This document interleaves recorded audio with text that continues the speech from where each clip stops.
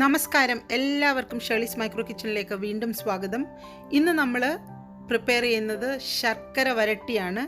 ഉരുളിയിലിരിക്കുന്നത് കാണുമ്പോൾ തന്നെ അറിയാം, നമ്മുടെ ഓണം സീരീസിൻ്റെ ഭാഗമായിട്ട് ഉണ്ടാക്കുന്ന ഒരു ഡിഷാണിത്. എല്ലാ വീട്ടിലും ഇതില്ലാത്ത ഒരു ഓണം ഉണ്ടാവില്ലെന്നാണ് ഞാൻ വിശ്വസിക്കുന്നത്. നമ്മുടെ ഇലയിൽ ആദ്യം വിളമ്പുന്നതിൽ ഒരു ഐറ്റമാണ് ശർക്കര വരട്ടി. ഈ പ്രാവശ്യത്തെ ഓണത്തിന് ശർക്കര വരട്ടി നമ്മൾ കടയിൽ നിന്ന് വാങ്ങുന്നില്ല എന്നങ്ങ് തീരുമാനിക്കണം. പെട്ടെന്ന് തന്നെ നമ്മുടെ വീട്ടിൽ ഇത് പ്രിപ്പയർ ചെയ്തെടുക്കാൻ പറ്റും. അപ്പോൾ വേഗം നമുക്ക് ഡിഷ് പ്രിപ്പറേഷനിലേക്ക് പോകാം. നമുക്ക് ഏത്തക്കായാണ് ശർക്കര വരട്ടി പ്രിപ്പയർ ചെയ്യാൻ വേണ്ടത്. നമ്മൾ ഈ തിരഞ്ഞെടുക്കുമ്പോൾ അവരോട്, കടക്കാരോട് അല്ലെങ്കിൽ നമുക്ക് കണ്ടാൽ മനസ്സിലാവില്ലെങ്കിൽ ചോദിച്ചാൽ മതി. നല്ല മൂത്ത നോക്കിയാണ് നമ്മൾ എടുക്കേണ്ടത്. എനിക്കെന്തായാലും അറിയില്ലായിരുന്നു. ഞാനിവിടെ വിളിച്ചു പറഞ്ഞപ്പോൾ കടക്കാർ കൊണ്ടു തന്നതാണ്. വലിയ കുഴപ്പമില്ല, കുറച്ച് മൂത്തതാണ്. ഇച്ചിരും കൂടെ മൂപ്പുള്ളതാണെങ്കിൽ കുറച്ചും കൂടെ ടേസ്റ്റി ആയിരിക്കും. നമ്മൾ അതിൻ്റെ തൊലിയാണ് കളയാൻ പോകുന്നത്. ഒരു നൈഫ് എടുത്തിട്ട് അതിൻ്റെ അകത്ത് ഇങ്ങനെ ഒരു കട്ട് കൊടുത്തതിന് ശേഷം കൈ കൊണ്ട് നമ്മളങ്ങ് പൊളിച്ചെടുത്താൽ മാത്രം മതി. ഞാൻ കയ്യിൽ ഗ്ലൗസ് ഇട്ടിരിക്കുന്നത്, ഇതിൽ കുറച്ച് കറയുണ്ട്. അത് കറ കയ്യിൽ പറ്റാതിരിക്കാൻ വേണ്ടിയാണ് അങ്ങനെ ചെയ്യുന്നത്. ചില ഭാഗങ്ങളിലൊക്കെ ആൾക്കാർ എന്താ ചെയ്യുന്നതെന്ന് വെച്ചാൽ, ഇത് മഞ്ഞളും ഉപ്പും കലർന്ന വെള്ളത്തിലേക്ക് ഇങ്ങനെ അരിഞ്ഞിടും. ഇതിൻ്റെ കറ പോകാനായിട്ടാണ് അവരങ്ങനെ ചെയ്യുന്നത്. പക്ഷെ ഞാൻ അങ്ങനെ മഞ്ഞൾ വെള്ളത്തിലൊന്നും ഇടുന്നില്ല. കട്ട് ചെയ്യുന്ന അതേ നൈഫിൻ്റെ ബാക്ക് വശം കൊണ്ട് ഇങ്ങനെ ചെറുതായിട്ടൊന്ന് സ്ക്രേപ്പ് ചെയ്ത് കൊടുത്താൽ മതി.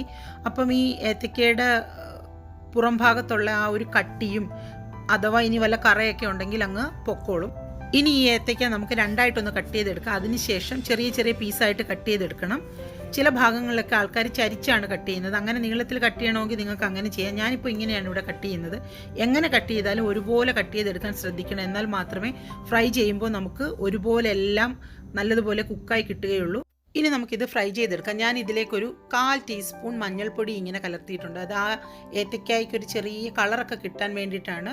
ഓപ്ഷണലാണ്, വേണമെന്ന് നിർബന്ധമില്ല. നിങ്ങൾക്ക് താല്പര്യമുണ്ടെങ്കിൽ മാത്രം മഞ്ഞൾ ചേർത്താൽ മതി. ഇനി നമുക്ക് ഏത്തക്കായ ഫ്രൈ ചെയ്തെടുക്കണം. നിങ്ങളുടെ കയ്യിൽ വെളിച്ചെണ്ണ ഉണ്ടെങ്കിൽ ഏറ്റവും നല്ലത് വെളിച്ചെണ്ണയിൽ ഫ്രൈ ചെയ്യുന്നതാണ്. എൻ്റെ കയ്യിൽ അത്രയ്ക്ക് വെളിച്ചെണ്ണയില്ല. ഞാൻ അതുകൊണ്ട് സൺഫ്ലവർ ഓയിലാണ് ചേർക്കുന്നത്. ഞാൻ ഒരു കായ ഒന്ന് ടെസ്റ്റ് ചെയ്യാൻ വേണ്ടിയിട്ടാണ് ഇട്ടത്. അപ്പോൾ എണ്ണ നല്ലതുപോലെ ചൂടായിട്ടുണ്ട്. ഇമ്പോർട്ടൻ്റ് ആയിട്ടുള്ള ചില കാര്യങ്ങളാണ് പറയുന്നത്, അല്ലെങ്കിൽ നമ്മുടെ ശരിയായി വരില്ല. ഹൈ ഫ്ലെയിമിൽ വെച്ചാണ് എണ്ണ ചൂടാക്കിയത്. ആ ഫ്ലെയിമിൽ തന്നെ ഒരു ഏകദേശം 4 മുതൽ 5 മിനിറ്റ് വരെ നമ്മുടെ ഈ അതേ ചൂടിൽ തന്നെ ആദ്യം ഫ്രൈ ചെയ്യണം. പിന്നീട് ഒരു 4 മിനിറ്റ് ഒക്കെ കഴിഞ്ഞ് കഴിയുമ്പോൾ നമ്മൾ ഇതിൻ്റെ ചൂടൊന്ന് കുറയ്ക്കണം. ഒരുപാട് അങ്ങ് കുറയ്ക്കേണ്ട, എങ്കിൽ തീരെ കുറയുകയും വേണ്ട. കാരണം ഒരു ഏകദേശം 10-15 മിനിറ്റ് എങ്കിലും നമ്മളിത് ഫ്രൈ ചെയ്തെടുത്താൽ മാത്രമേ നമ്മൾക്ക് നല്ല ക്രിസ്പി ആയിട്ടുള്ള ശർക്കര വരട്ടി കിട്ടുകയുള്ളൂ. തീ ഒന്ന് കുറച്ചും കൂട്ടിയും ഒക്കെ കൊടുത്ത് ഒരു 10-15 മിനിറ്റെങ്കിലും നമ്മളിത് ഫ്രൈ ചെയ്തെടുക്കണം. കാരണം ഞാൻ വെക്കുന്ന ഗ്യാസിൻ്റെ ഫ്ലെയിമും നിങ്ങളുടെ ഗ്യാസിൻ്റെ ഫ്ലെയിമും ഒക്കെ ഡിഫറെൻ്റ് ആയിരിക്കും. അപ്പോൾ നിങ്ങൾക്കിത് ഫ്രൈ ചെയ്യുമ്പോൾ തന്നെ അറിയാം. ഒരിക്കലും ഹൈ ഫ്ലെയിമിൽ പിന്നീട് ഇടരുത്, കരിഞ്ഞു പോകും.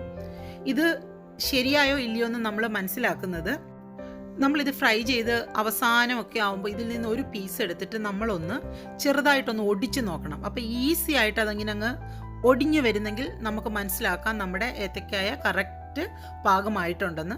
ആ സമയത്ത് മാത്രമേ നമ്മളിത് എടുക്കാവുള്ളൂ. അപ്പം നമുക്കിത് ഫ്രൈ ചെയ്ത് അങ്ങ് എടുക്കാം. ഇവിടെ ഞാൻ ഓർമ്മിപ്പിക്കുകയാണ്, ഫ്രൈ ചെയ്തെടുക്കുന്നതിലാണ് ഏറ്റവും ഇമ്പോർട്ടൻ്റ് ആയിട്ടുള്ള കാര്യം ഇരിക്കുന്നത്. അപ്പോൾ നല്ലതുപോലെ ഫ്രൈ ചെയ്തെടുക്കണം. അല്ലെങ്കിൽ ഇങ്ങനെ എന്താ പറയുക, നമ്മൾ എന്ത് ചെയ്താലും ശർക്കര വരട്ടി ക്രിസ്പി ആയിട്ട് കിട്ടില്ല. വരട്ടിയിലേക്ക് നമ്മൾ കുറച്ച് പൊടി ചേർത്ത് കൊടുക്കാറുണ്ട്. അതിപ്പം 1 സ്പൂൺ ഏലക്കയാണ് ഞാൻ എടുത്തത്. കുറച്ച് പൊടി എന്തായാലും ബാലൻസ് വരും. അത് ഓണക്കാലമല്ലേ, അപ്പോൾ എന്തിനെങ്കിലും യൂസ് ചെയ്യാം. അതുകൊണ്ടാണ് ഞാൻ ഇത്തിരി കൂടുതൽ പൊടിക്കുന്നത്. നിങ്ങൾക്ക് അങ്ങനെ വേണമെങ്കിൽ കുറച്ചെടുത്താൽ മതി. 1 സ്പൂൺ ഏലക്ക, 1 സ്പൂൺ ചുക്ക്. ചില ആൾക്കാർ ജീരകം ചേർക്കാറുണ്ട്. ഞാൻ എന്തായാലും ജീരകം ചേർക്കുന്നില്ല. അതിലേക്ക് ഇത് നല്ലതുപോലെ പൊടിച്ച് കിട്ടാൻ വേണ്ടി 1 ടേബിൾ സ്പൂൺ പഞ്ചസാരയും കൂടി ചേർത്ത് നല്ലതുപോലെ പൊടിച്ചെടുക്കാം.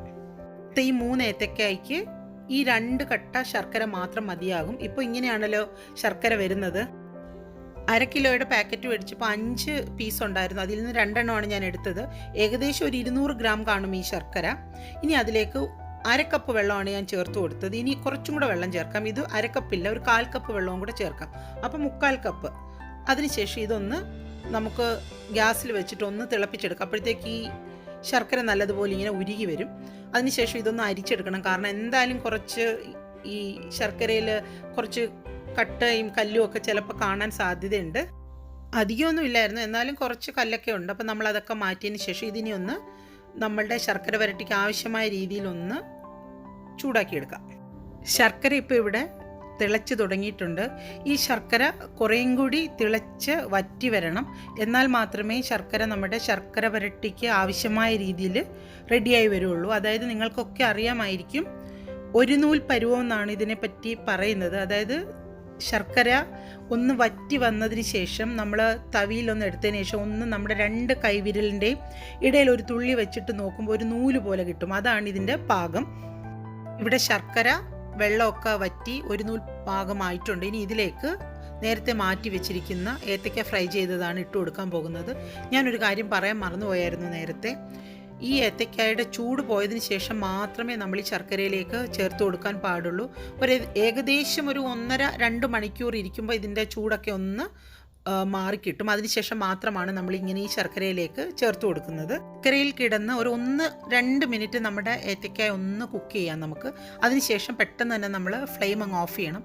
എന്നിട്ട് വീണ്ടും നല്ലതുപോലെ ഒന്ന് ഇളക്കി കൊടുക്കുമ്പോൾ ഈ ശർക്കര മുഴുവൻ അങ്ങ് ഇങ്ങനെ വെള്ളം മയമൊന്നും ഉണ്ടാവില്ല, അത് ഫുൾ അങ്ങ് ശർക്കരയിലേക്ക് പിടിച്ച് അതങ്ങ് പാകമാവും. അപ്പം മാത്രമേ നമ്മൾ ഇതിലേക്ക് നേരത്തെ തയ്യാറാക്കി വെച്ചിരിക്കുന്ന പൊടികൾ ചേർത്ത് കൊടുക്കുകയുള്ളൂ. ഏകദേശം ശർക്കരയൊക്കെ ശർക്കര വരട്ടിയിൽ പിടിച്ചിട്ടുണ്ട്. ഇനി ഇതിലേക്ക് 1 ടേബിൾ സ്പൂൺ പൊടിയാണ് ഞാൻ നേരത്തെ പൊടിച്ച് വെച്ചിരിക്കുന്നത് ചേർത്ത് കൊടുക്കുന്നത്. ഞാനൊരു 1/2 സ്പൂണും കൂടെ ചേർത്ത് കൊടുക്കും. അതിനുശേഷം ഇത് നല്ലതുപോലെ ഒന്ന് മിക്സ് ചെയ്തതിന് ശേഷം ഇത് കട്ട പിടിക്കാതിരിക്കാൻ വേണ്ടി ഇതിലേക്ക് 1 ടേബിൾ സ്പൂൺ പഞ്ചസാരയും കൂടി നമുക്ക് ആഡ് ചെയ്ത് കൊടുക്കാം. ചില ആൾക്കാരൊക്കെ അരിപ്പൊടി ചേർക്കാറുണ്ട്. ഞാൻ എന്തായാലും അരിപ്പൊടി ചേർക്കുന്നില്ല. അപ്പോൾ ഈ വീഡിയോ നിങ്ങൾക്ക് എല്ലാവർക്കും ഇഷ്ടമായി കാണുമെന്നാണ് ഞാൻ പ്രതീക്ഷിക്കുന്നത്. അപ്പോൾ നിങ്ങളെല്ലാവരും ഈ വീഡിയോ കാണുന്ന ഡിഷ് ഓണത്തിന് പ്രിപ്പയർ ചെയ്തിട്ട് നിങ്ങളുടെ ഫീഡ്ബാക്ക്സ് വന്ന് കമൻറ്റ് ബോക്സിൽ അറിയിക്കാൻ മറക്കരുത്. അപ്പോൾ ഇത് ഇനിയും സബ്സ്ക്രൈബ് ചെയ്യാത്ത ആരെങ്കിലും ഈ വീഡിയോ കാണുന്നെങ്കിൽ നിങ്ങൾ സബ്സ്ക്രൈബ് ചെയ്യണം. നിങ്ങളുടെ ഫ്രണ്ട്സിനൊക്കെ ഓണക്കാലത്ത് ഈ റെസിപ്പി ഷെയർ ചെയ്ത് കൊടുക്കാനും മറക്കരുത്. അപ്പോൾ മറ്റൊരു ഡിഷുമായി വരുന്നത് വരെ എല്ലാവർക്കും bye from Shirley's micro kitchen.